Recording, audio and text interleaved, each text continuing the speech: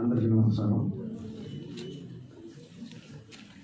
ఈ కార్యక్రమానికి చేసిన అతిరథ మహారథులైన సినీ నటీనటులకు,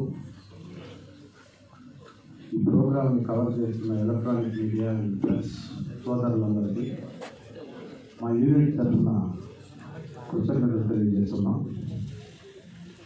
కర్మస్థలం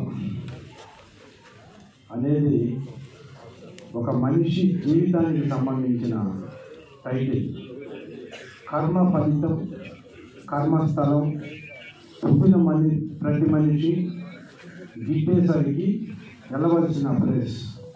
అలాంటి టైటిల్ని, ఒక అద్భుతమైన టైటిల్ని, ఇంతవరకు తెలుగు ఇండస్ట్రీలో రాని ఒక టైటిల్ని పెట్టి దీనికి మైథలాజికల్ కథని జోడించి మార్కండేయ పురాణాన్ని ఒక కాన్సెప్ట్గా తీసుకొని దాంట్లో సోషల్ మైథలాజికల్ ఫిల్మ్ ఈ రోజుల్లో ఈ బడ్జెట్లో ఈ డైరెక్టర్, ఈ ప్రొడ్యూసర్ తీయటం అనేది చాలా ధైర్యవంతమైన, సాహసోపేతమైన కార్యక్రమం, సాహసోపేతమైన నిర్ణయం అని మనందరం చెప్పక తప్పదు.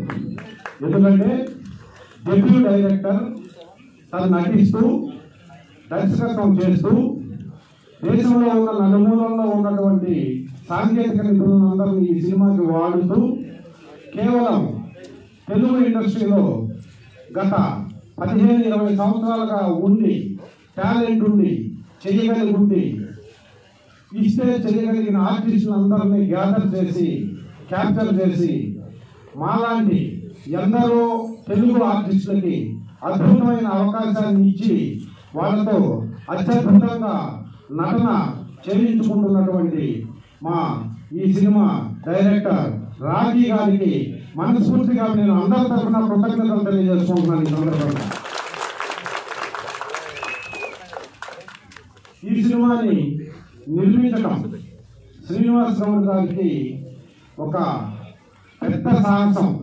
అసలు ఈ సినిమా, ఈ కాన్సెప్ట్ విని ఈ సినిమా నేను చేస్తాను అని వచ్చి ఈరోజు ముందుగా అనుకున్న బడ్జెట్ని దాటి, బడ్జెట్ ఎక్కడికో వెళ్తున్నా, ఎంతో ఖర్చు పెరుగుతున్నా ఎక్కడ కాంప్రమైజ్ కాకుండా ఈ సినిమాని నిర్మిస్తూ, ఈ సినిమాకు కావాల్సినటువంటి ఎన్నో వ్యయ ప్రయాసాలని లెక్క చేయకుండా వ్యయాన్ని ఖర్చు చేస్తూ రాజీ అనే డైరెక్టర్కి పూర్తి సహాయ సహకారాలు అందిస్తున్న ప్రొడ్యూసర్ కూడా మేము ఈ యూనిట్ తరఫున, వాళ్ళదే యూనిట్, వారికి నేను ప్రత్యేకంగా ధన్యవాదాలు తెలియజేస్తున్నాను. ఈ సినిమాని ఇంత బాగా తీసుకున్నందుకు.